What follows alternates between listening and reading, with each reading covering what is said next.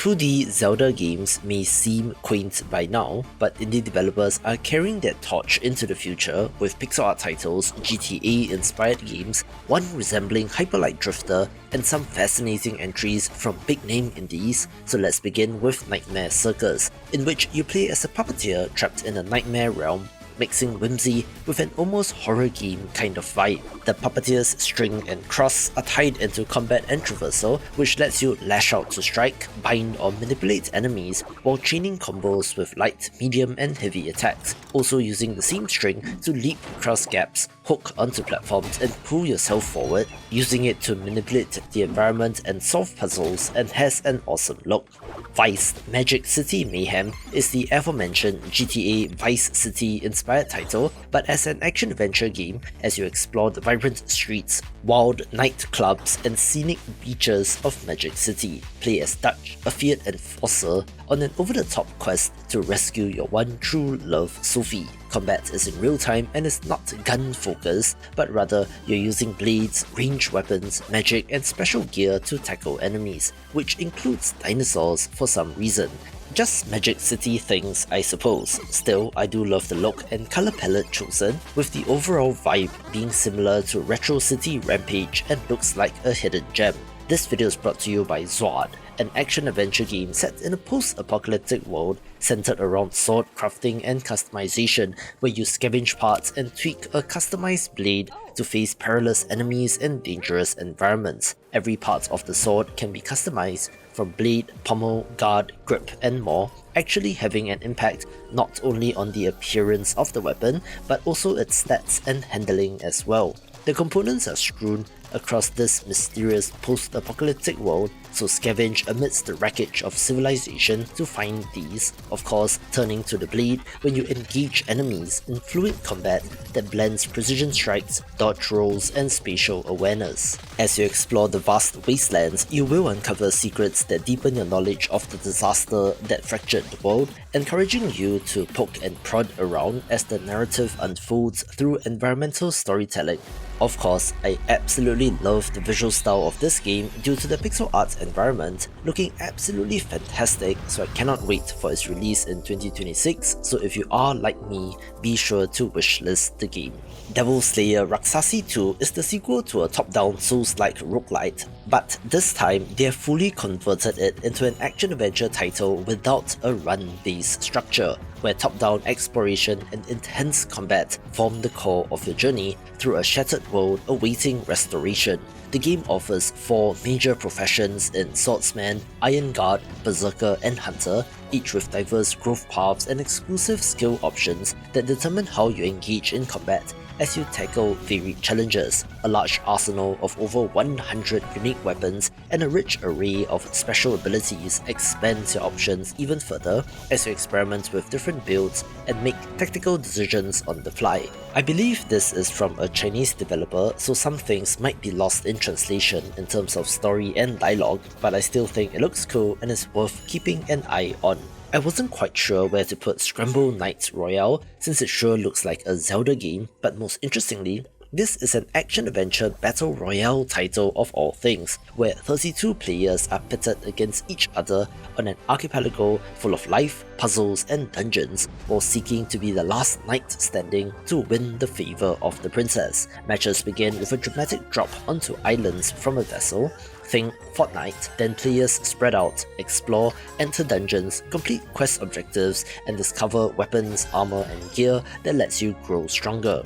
As the safe zone shrinks, confrontation with other contestants becomes inevitable, and mastering each weapon's varied moves, making smart equipment choices and using anvil upgrades at the blacksmith influences your chances of success. Outside of the main mode, there are social spaces to chill out in, and customization options to change how you look, also having local split screen support, so while the Battle Royale wave seems to have come and gone, this is something different, although player population for an indie Battle Royale will always be a concern. The long in development Elementallis has been pushed from one year to the next, and while it is still TBA, it has to release soon, right?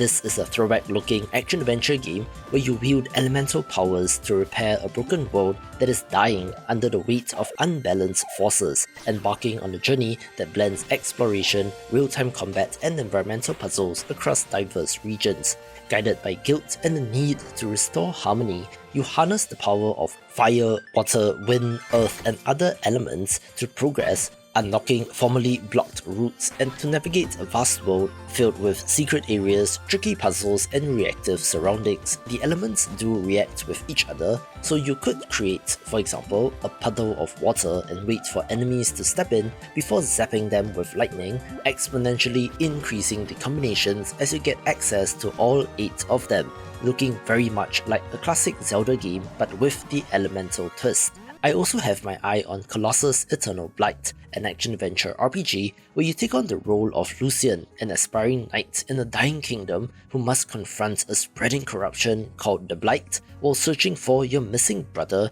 in an expressive pixel art world. Precise action in combat relies on careful timing of parries, dodges, counters, and fluid combos to defeat wicked enemies that lurk among ruins, fields, towns, and corrupted regions. As you explore the handcrafted areas, solve puzzles reminiscent of classic action-adventure games, discover hidden treasures, and interact with other characters in need, where choices you make about whom to aid affects the story and kingdom around you. 4 distinct classes with unique skills and specializations let you tailor how you approach battle, while corrupted abilities offer powerful options at a dangerous cost, and is a game to watch. Wildekin is a very cute looking action-adventure game starring anthropomorphic animals, adding in a little bit of survival crafting elements where you land in a vibrant wilderness and carve out a life for yourself by exploring, crafting, and building community with other inhabitants. Survival and exploration go hand in hand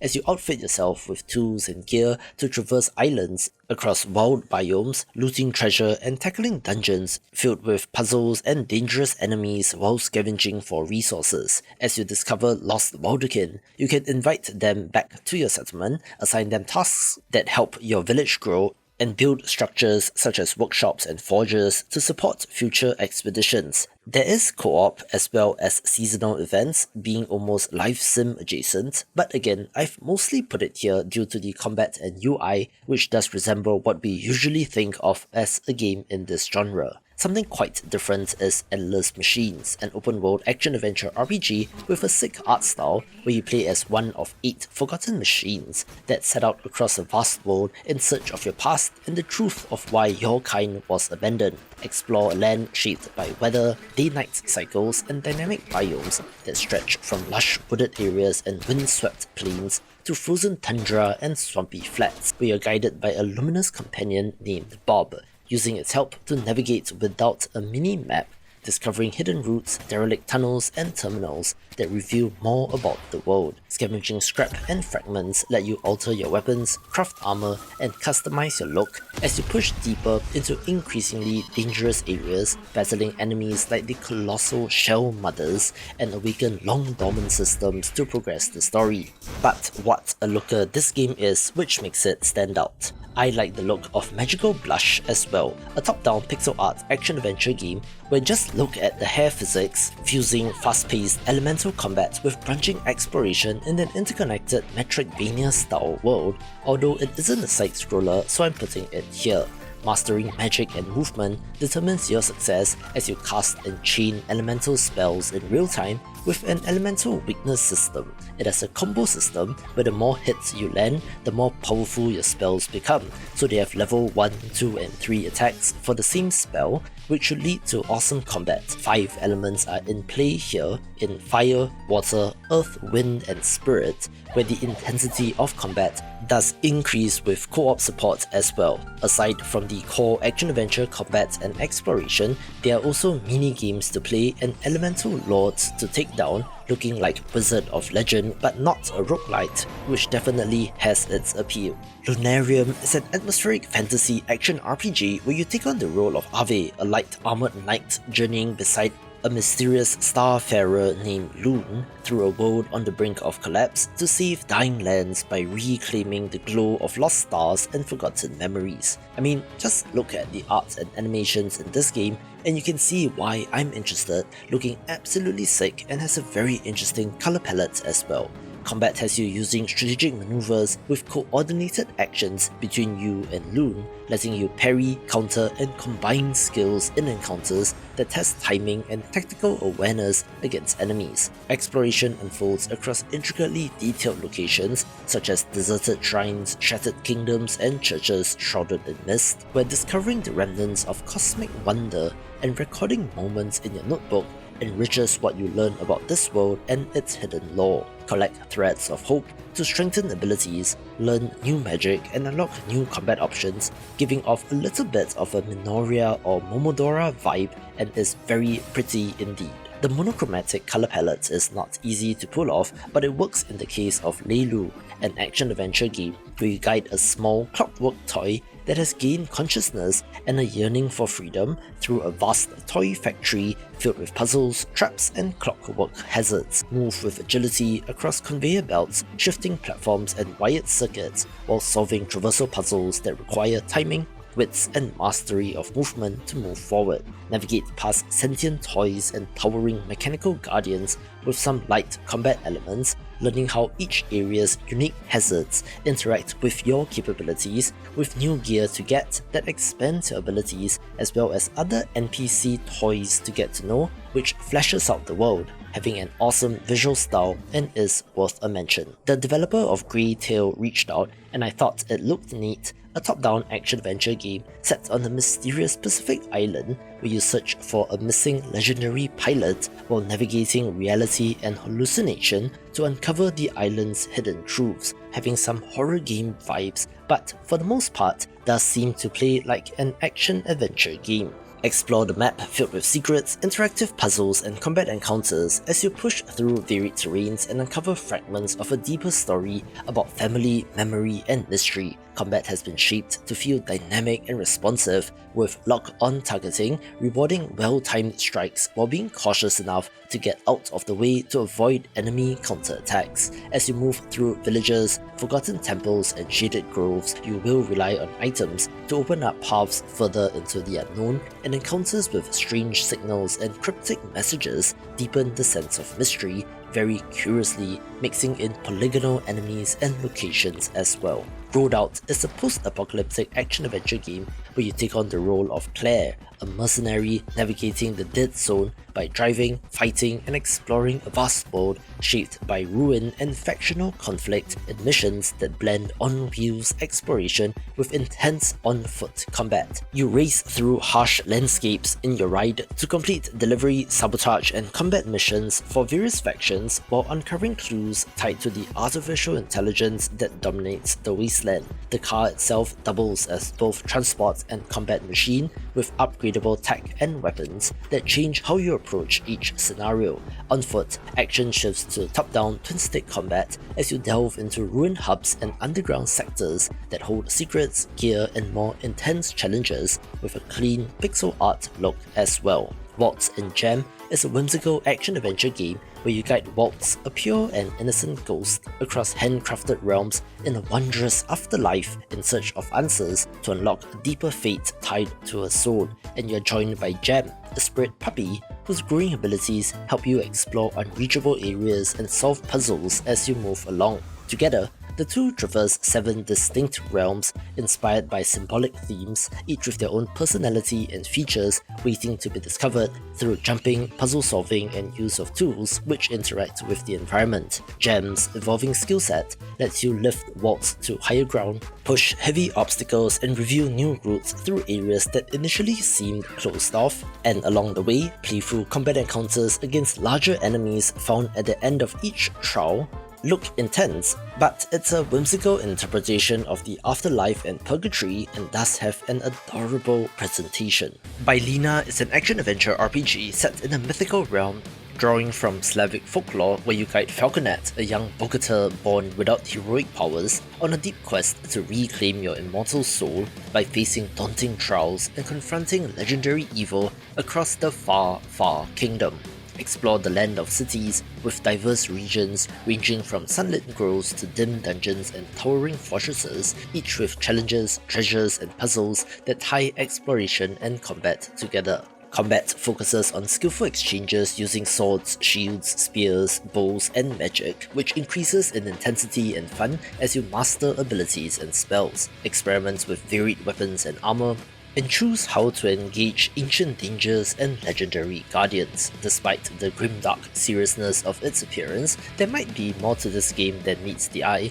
where I saw a demo of this with a literal take a piss button, so who knows, this could be a weird, interesting title. Apomo District is a narrative-driven exploration action-adventure game with the unique hook being that the game world changes every day, so you need to find your way around, tasked with the main objective of hunting down weird monsters named Apomo and freeing them from madness by defeating them in combat. The world's daily evolution reshapes quests, events, and characters, inviting you to change your approach over time as new encounters and opportunities appear. Combat uses unconventional tools such as spells, lanterns, and umbrellas, and you can catch fish to create beneficial meals or collect bugs to fuel magical attacks, where this daily structure, like Peak, is an interesting way of getting player retention, so I am very curious about this. A great looking pixel art title is The Ballad of Bellum, where you set out from your home village into a bright, picturesque world to find strange artifacts that might save your friend and perhaps the entire world. It has an open world structure, so you are free to roam and explore, visiting locations such as grand port cities, sweeping deserts, high snowy peaks, and deep wooded terrain, along with the expected loot-filled dungeons and puzzles to solve. Combat is a focus as you learn the intricacies of the system and how your abilities interact with the environment and enemies. A dynamic weather system and day-night cycle changes how each location feels and reacts to your presence, with gear and plenty of upgrade systems to engage with, having a beautiful HD 2D look mixed in with polygonal models and really is quite pretty. Speaking of pretty looking games, the almost children's wooden toy look of Little Lands did get my attention, and interestingly is a sandbox action-adventure game set in a whimsical region of magical landscapes and winding paths where you explore at your own pace, roaming through lush fields and cozy nooks and interacting with a cast of curious characters while uncovering buried treasure and charming secrets. You begin as a small, big-headed youngster with the freedom to wander the safe zones where you can cultivate berries, fish by quiet waters, and cook simple dishes, then venture into dangerous lands inhabited by goblins and other creatures guarding various treasures. Conversations with eccentric locals open up new objectives and clues that guide you towards new adventures, where this got picked up by publisher Apogee Entertainment, so I hope that this helps the developer. Amberville is an action-adventure RPG where you awaken with no memory inside the Vitrum Motus, a vast underground world once designed as a magical prison where death no longer lasts and strange energy warps everything it touches. Having the desire to be free, so you set off on your quest, venture into ruins, survivor camps, distorted terrain, and forgotten archives as you choose where to go and how much risk to take while managing limited resources. There's a settlement building aspect as well, so you can recruit characters to help rebuild the town with a large variety of gathering and crafting professions where the developers are trying to create a living hub area. There's combat in this game with a variety of combat classes to choose from, as well as weapon-specific abilities and combos, along with RPG progression systems like XP, skill trees, and character customization options. Think of this as Stardew Valley meets Diablo and you get the idea. With this being from big-name streamer Cole Carnage, so he has a massive marketing advantage here. The long-in-development Last Moon is an action RPG where you embody a lunar knight in a vast ruined world falling into chaos as the moon itself deteriorates and corrupted forces spread across the land. Combat is the highlight as you dodge, block, and strike with smooth controls and fluid animations, mixing classic action inspired by games from the 90s with modern responsiveness and polish. Of course, with the whole moon and lunar night thing, there is a day-night cycle, which brings what you might expect of more dangerous creatures in the dark, but also allowing access to previously inaccessible areas at different times of day. There are runes that change how your skills function, unlocking new ways to fight, with a variety of ways to develop your weapons as well. Rounding it off is a cast of villagers whom you can save from corruption, giving me a little bit of an unsighted vibe where there are signs of life from this developer, so it is not a dead game just yet. Tako no Himitsu, Ocean of Secrets, is quite the curiosity, even if it does translate to The Secret of the Octopus Ocean of Secrets, being an almost Game Boy Advance era looking action-adventure RPG, where you explore a fractured world shaped by an ancient war between humans and octopuses, while mysterious void zones spread across the land. Guide a party of 6 distinct characters and swap between them in real time, combining melee attacks, magic, and support abilities to adapt to shifting combat situations and environmental puzzles. Magical octopus companions act as spell-casting partners, extending your toolkit with unique effects that influence both exploration and battle. Travel through varied regions filled with the relics of the Shadow War, uncovering lore and exploring the interconnected world. Bonds between characters and their companions deepen as secrets are uncovered, where this is somehow related to the Save Me Mr. Tako series of platformers, even if no prior knowledge is required. The first Bloody Hell is an excellent action-adventure title which is completely free on Steam, so I was very excited to see the announcement of Bloody Hell 2. One which promises to be bigger and better, and paid of course, deservedly so if the developer manages to deliver more of what made that first game great. You are delving into hell's deepest layers as a small angel armed with a massive demonic hammer in this isometric bullet hell action-adventure with intense combat, exploration and discovery. Explore twisting corridors and vast arenas, which changes how combat feels, smashing demons and firing projectiles while gaining upgrades and collecting map fragments that let you chart your way through the underworld. The pixel art of this is absolutely on point, having some amazingly detailed backgrounds, environments, enemy and boss designs, where if this is a success, it might increase the occurrence of releasing a great game for free first, and then following up with an expanded sequel, which would be interesting to see. Developer Drinkbox Studios is one of my favourites, where if they are watching this, hello! I hope there's a Guacamelee 3 someday, but for now, we have Blighted to look forward to, an isometric action-adventure RPG set in a psychedelic western nightmare where you, the lone survivor of a devastating calamity caused by a corrupting force named the Blight, must fight to reclaim lost memories and restore what was taken from your people. The world around you twists and shifts as the Blight's influence grows, pushing you into intense combat which demands precise timing, dodging and using combos to overcome enemies and powerful bosses. As you progress, you learn to harness the Blight itself, a force that alters both your capabilities and the world around you. More interestingly, you're able to absorb the brains of defeated bosses, to absorb their memories and become more powerful, Mega Man style I suppose, which I'm thinking might be what causes you to become more intertwined with the Blight, hopefully to non-disastrous consequences. There's also co-op support, along with a sick cel-shaded look, and given the pedigree, is pretty much a sure thing. Speaking of pedigree, Yacht Club Games of Shovel Knight fame is perhaps the quintessential indie developer, so when their next project, Mina the Hollower, was announced, the amount of goodwill that they gathered over the years translated to a very successful Kickstarter campaign. This action-adventure RPG is set in a gothic horror-inspired world, almost the Castlevania equivalent as Mega Man was to Shovel Knight, where you play as Mina, an inventive hollower sent to a cursed island to find out why the spark generators she created have failed and to save its inhabitants from encroaching darkness. The retro look is inspired by the Game Boy Color,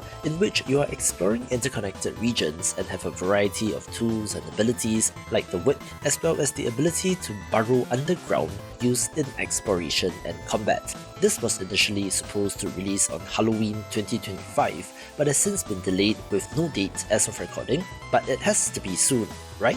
The title to beat in this space right now is Crosscode, a multi-hour long epic action-adventure title set inside a virtual MMORPG, so imagine my excitement when their next title, Alabaster Dawn, was announced. This is another game in the genre, but with what appears to be more of a melee focus, having many similarities to Crosscode, such as in the exploration and jumping, but also has new ideas of its own. Step into a world twisted by Nyx, which I'm assuming is some form of the Greek goddess of night, where indie game fans might be familiar with the character from Hades of course, where her shadow has cursed this world, chasing the other gods away and turning the world into a wasteland. You play as Juno, the outcast chosen, tasked with lifting that curse and reigniting hope for humanity. It has an in-depth combat system with a variety of weapons, dynamic switching, and powerful combos and abilities, also harnessing 4 elemental powers to shape your approach in combat. Puzzles and traversal